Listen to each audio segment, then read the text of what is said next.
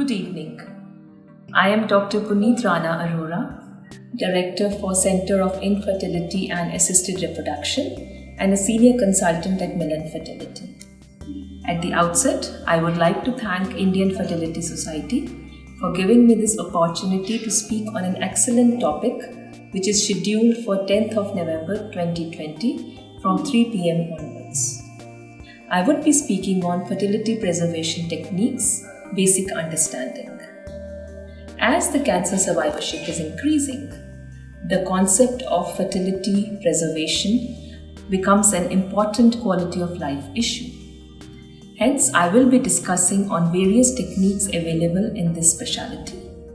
Also, I will be discussing on counseling aspect in this particular specialty, which is very important for the patient when they are undergoing cancer treatment and looking for fertility preservation options.